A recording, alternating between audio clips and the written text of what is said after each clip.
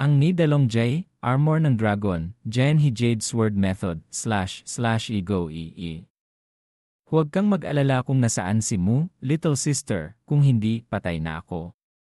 Minje, ang pagtakbo ng ganito ay hindi paraan, lalo lang tayong nakakaakit ng mas maraming demonic creatures. Mas maraming demonic creatures ang sumusunod sa atin ngayon kumpara kanina, tama yan. Loye, ang bilis na to ay masyadong mabilis, kapag ginamit ang True Key, Zen Key, hindi makakailag sa mga yan, at saka hindi sila kakaunti. Mas marami pa, kahit magtrabaho tayong mabuti para tumakbo, hindi pa rin natin sila kayang patayin lahat. Panginoon, mag-ingat! Sa ilalim ng lupa, tumaas ang buyi bloods, huwag hayaang mamatay. Magulo na. Jai, Minje, do anong nangyari? Sister nag-alala sa. Yew. Masyadong huli na, ang mga demonic creature sa likod ay humahabol na. Ang mga demonic creature na malapit sa akin ay nakakaakit na rin ng mga demonic creature sa ilalim ng lupa na nagtatago, napapalibutan na tayo.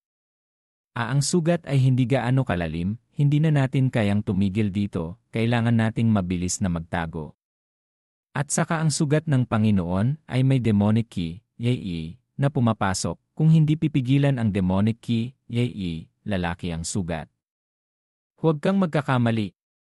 Ipay ang mga demonic creatures na to ay nakatutok sa Panginoon, napagtanto nila na ang Panginoon ang pinakamalaking banta, gustong puksain ang Panginoon muna. Yee! Huwag hayaang mamatay, kailangan nating ilagay ang buhay natin dito. Hindi sila naglalakas loob na lumapit sa innocent sacred body, Lei Gu Daganili, ay kailangan ko ba silang tulungan dito? Huwag mangyalam. 11,972, innocent sacred body, Lei Gu Daganili, ay isa sa mga pinakabihirang konstitusyon sa mundo. Lumalabas lamang ito sa mga taong may pureness para sa battle power o cultivation. Ang innocent sacred body, Lei Gu Daganili, ay mas mababa lamang sa ibang sacred body. Ang pinakamahalagang bagay dito ay ipinapakita ang purity ng isip. Ang katangian ng hindi kayang pasukin ang dumi ay hindi lamang kayang tulungan ang ibang taong magpataas ng pure genuine key, yun pero kaya rin itong alisin ang masamang bagay sa loob ng katawan, linisin ang katawan, upang mapataas ang lakas at bilis ng cultivation. Hindi ako nagsisinungaling, ang isang ordinaryong martial artist, kung mayroon siyang soulmate na innocent sacred body, Lei Gu Daganili, para sumuporta sa kanya, kahit ang isang ordinaryong katawan ay kaya na mag-cultivate para maging martial saint, huwag nang pag-usapan ang mga ibang gifted. Kaya ang innocent sacred body, Lei Gu Daganili, basta't lumabas sa mundo ay palaging ginagamit ng mga major heathen talents para maagaw at pakain sa kanila. Katangiang masasamang bagay na pumapasok ay kabaligtaran, kasama ang epekto ng purification. Ang innocent sacred body, Lei Gu Daganili, ay may matinding pagpigil sa masasamang nilalang. Ngunit ikaw ay mas mababa lamang sa cultivation, demonic creatures ang matatakot, saka ang paggamit ng lakas na ito ay gumagamit ng maraming genuine key, yun Natatakot ako na hindi niya kaya ang ganito kahaba. Nay. Minje, genuine key, yun ko, mabilis na nawawala. Kaya ko lang to pigilan ng 15 minuto, akyat ang demonic creature. Kuya, gamitin ang pagkakataon para gamutin ang sarili mo. Hangal na yan, paano kita magagamot? Ang genuine key, yun na ginagamit ay magbabawas sa akin ng marami. Sa ganitong paraan, mas bumabagal tayo. Kahit magpatuloy tayong tumakbo, aktibong nakakaakit ng mas maraming demonic creatures hanggang mamatay tayo. Saka sa demonic territory, Lenglay, tiyak na mas maraming demonic creatures na mas malakas. Kung magulo tayo, natatakot ako na tiyak na mamamatay tayo. Para sa kaguluhan sa laban kanina, ang mga demonic creature sa paligid ay maaaring nagtipon na lahat dito, mas malaking gulo, hindi na mahihila ang maraming demonic creatures. Kung gayon, mayroon lamang isang paraan, bago ako mapasukan ng mga demonic creatures hanggang mamatay, papatayin ko sila. Ang limitasyon ng oras ko ay kontrolin ang 20 dragon martial puppet sa isang panahon. Hiramin ang aura ng Sulan mo, Little Sister Sulan, magkakaroon ako ng pagkakataong maglagay ng Great Slaughter Formation. Ang formation ay kailangan nakapaligid sa lahat ng demonic creatures. Kapag may nakatakas na isa, ito ay para na ring walang kwenta. North Darkness, bigyan mo ako ng posisyon ng lahat ng demonic creatures na malapit, walang matitira. Lahat ng mga demonic creatures na mayroong 4 na direksyon at 8 palapag. Ang ilan sa mga pinakamalapit ay nasa silangan, 300 metro, tumatakbo papunta sa amin, mukhang gusto nilang maghati para kainin. Walang karne, pero mayroon akong ibibigay na formation para ipakain sa kanila. Ian, Zian. Irespeto si Ie, i-withdraw si Ian, gamitin ang genuine key, yun ko para gawin ang center ng slaughter formation, mga linya ng formation ang humantong. Sa lokasyon. Minje, naglalagay ng formation, mayroon ba akong magagawa para makatulong? Hindi na kailangan, patuloy mo silang takutin, ang formation ay kailangan ng oras, kailangan nating tumayo ng 30 minuto. Ipay ang Great Formation, ang paglalagay nito ay masyadong gumagastos. Kumain na ako ng 30 piraso ng medicine pill, pero pakiramdam ko hindi pa rin sapat ang genuine key, yun ay. Ang normal na formation ay kailangan ng mataas na klaseng spirit stone, LNGA, genuine foundation. Kailangan ng Panginoon ang training upang maging batayan at gamitin ang martial coin upang maglagay ng formation. Siyempre, sobra-sobra ang ginagamit. Sa ngayon, walang oras para maghanap ng materyales. Sa loob ng 30 minuto kailangan makumpleto ang formation. 15 minuto na ang nakalipas. Little sister, huwag mo silang takutin, ilagay ang lahat ng mga innocent key, Daigugi, sa katawan ko. Ikay. Maliit na inyang slaughter formation, patayin. Innocent like inyang great formation. 173, lipay. Sobrang grabe ang demonic key, Lei, na pumapasok. Minje, gagamutin kita dito. Sa wakas, pinatay rin sila. Ang black key, Haili, na yan ay demonic key, Lei, galing sa mga demonic creatures na pinatay ni Minj. Hindi ang demonic key, Aili, ay hinihigop ng blood demonic strength ng Panginoon, Sule Yane. Sobrang sobra-sobra na. Ang genuine key, yun ko ay malapit ng maubos, pero kaya ko pang tumayo dito. Sige, kaya mo yan. Ang target hindi ako, kung hindi. Sa oras na yon, patay na ako. Patay na nga ako Ang mas mababang level demonic key, gusto ring pumunta kumpara sa demonic god power ni Jason ni Isden yan. 9 Revolutions Foundation Building Divine Pill, malayo na malayo pa kayo, para kayong langgam. Minje, hinihigop ang pagiging demonic key, Saka ang genuine key, yun niya ay tumataas ng sobrang bilis. Anong genuine key, yun bayan na kaya niyang baguhin ang demonic key, para maging kanya.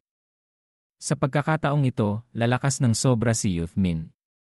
Ang level ng Panginoon ay mabilis na sumisira ng antas. Sumisira ng ika-negatibo 8 na level, ika-negatibo 6 na level, ika-negatibo 7 na level. Sobrang bilis nito sumira ng antas. Ang demonic key, ng libo-libong nilalang ay walang kwenta, pero pinalaki nito ako ng sobrang hindi inaasahang direktang sumira sa ika-negatibo 3 level martial warrior. Minje, ayos ka lang ba? Ayos lang ako, noong una kumain ako ng demonic god power sa Jason ni Isden yan, 9 Revolutions Foundation Building Divine Pill, ng 49 na araw, kumpara doon maliit na bagay lang ito. Sasabihin ba ng Panginoon kay Sulan ang lahat ng nangyari? Hindi na si Sulan isang outsider, hindi ko na kailangang itago ang ano paman sa kanya. Okay, pagkatapos nito, sasabihin ni Youthmin ang lahat ng nangyari sa Sulan, blah blah blah. Basta't nakita mo siya ay si North, bakit nakikita ko pa? Ikay. Sobraang ang lakas ng North Darkness. Ikay. Tiyak na ang North ang una. Ikay. Ang North Darkness sobrang pro. Ikay. Ang North Darkness sobrang life. Noon ko pa alam na mayroong kakaibang ugali si Minje, hindi ko lang inaasahan na magiging extraordinary siya. Demonic God, napag-alaman na siya ay isang natural na treasure, na mayroon siyang future na hindi kayang sukatin. Ipay ang North Darkness ang una. Ang kanyang sinasabi sa akin ang lahat ng ito, sobrang saya ko.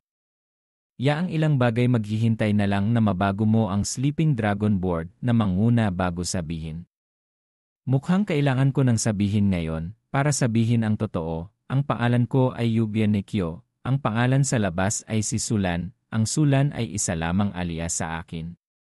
Tama, gustong-gusto ko ang dalawang pangalan na ito. Pagkatapos, sasabihin ko kay Minje ang lahat tungkol sa akin, kung makaramdam ka ng masyadong maraming pressure, parang nagsasabi lang ako ng kwento, para na lang walang nangyari.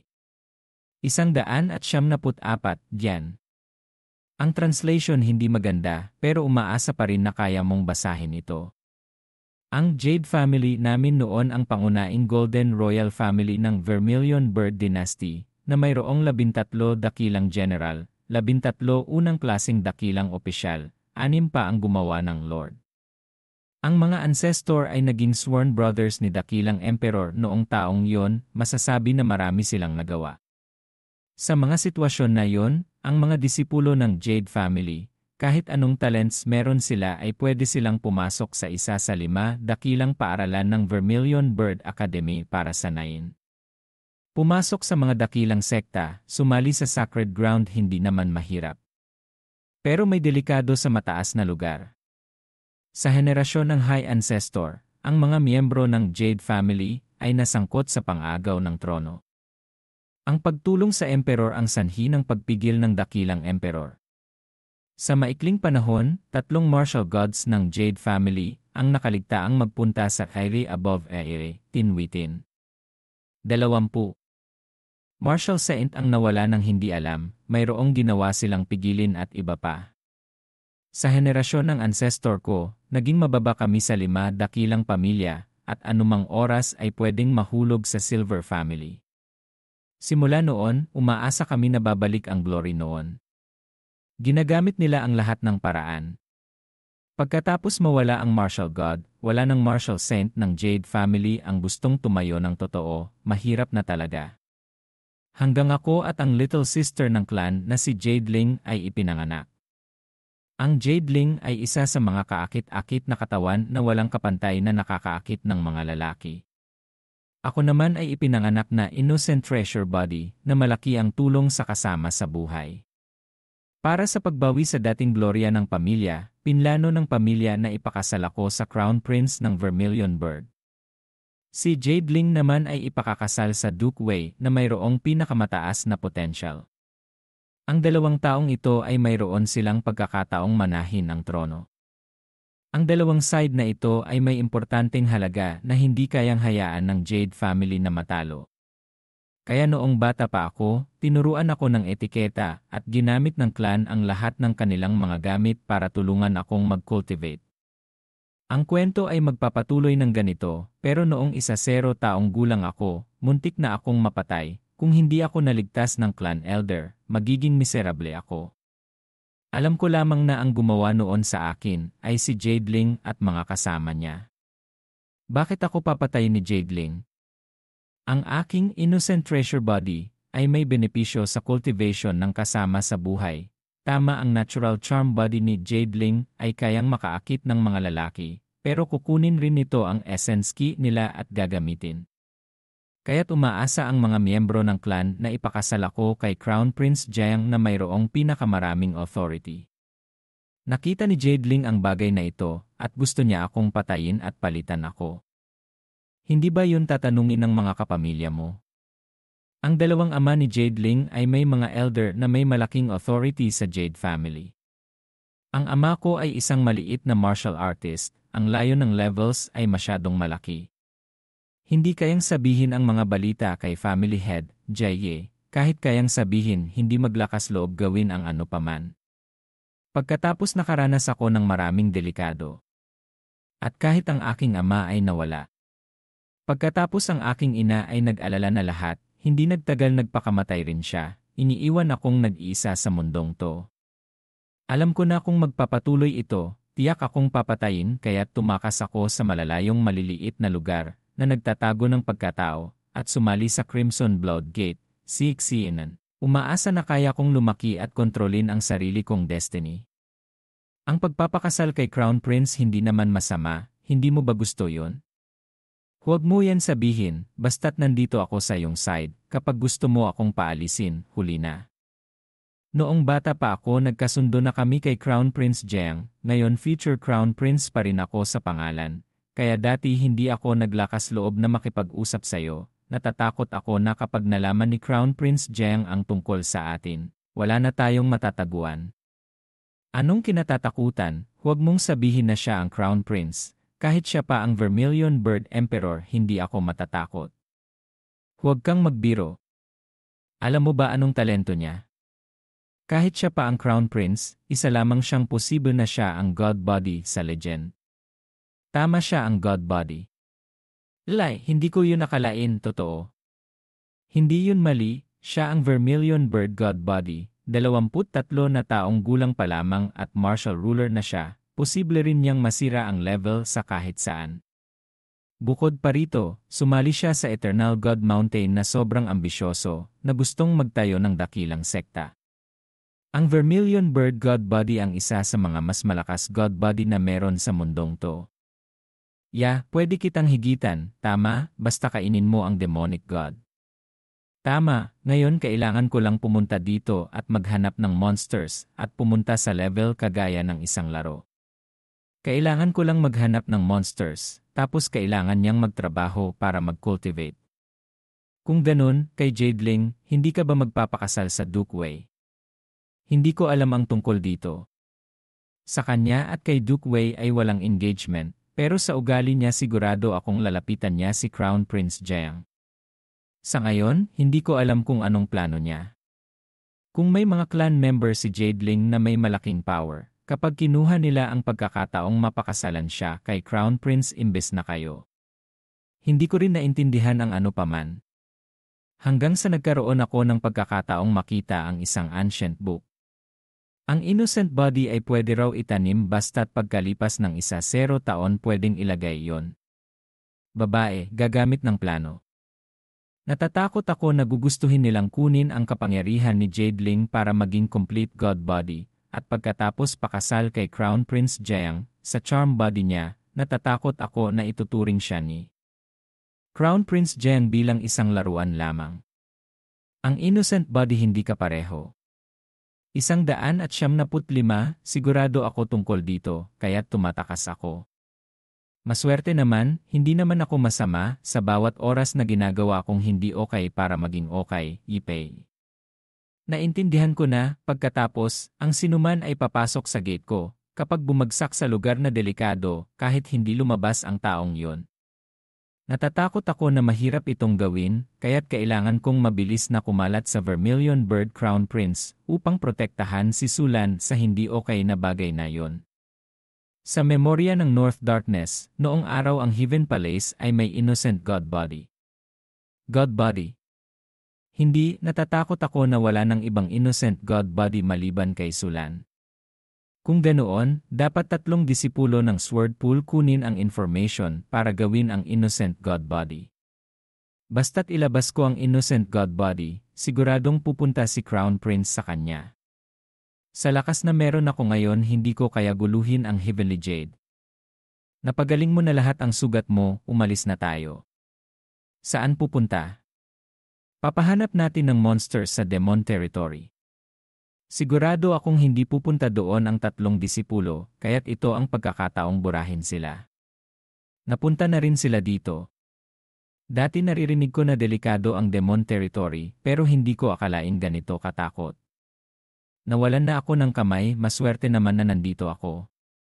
Hindi ako natatakot na maghirap, pero ayokong mapatay na hindi man lang ako makaganti.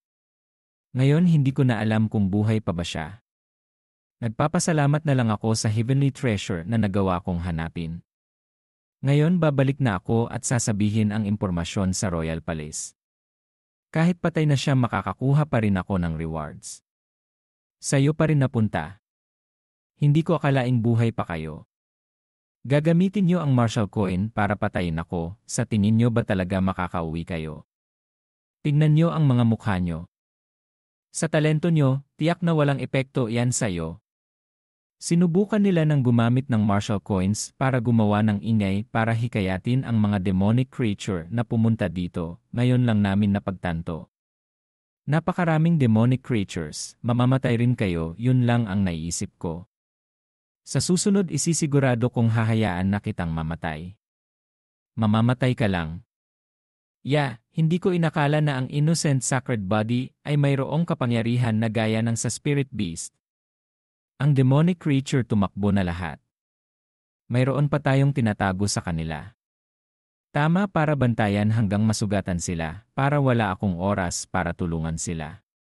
Ang mga demonic creature hindi lumalapit sa amin. Mayroon lang kaming isang pagkakataon para manalo. Napakasakit, ang lakas ng puwersa na napakarami naming nasugatan. Huwag kayong magmadali, gamitin niyo ang Sword Seal, Jin ng pang-apat na Elder.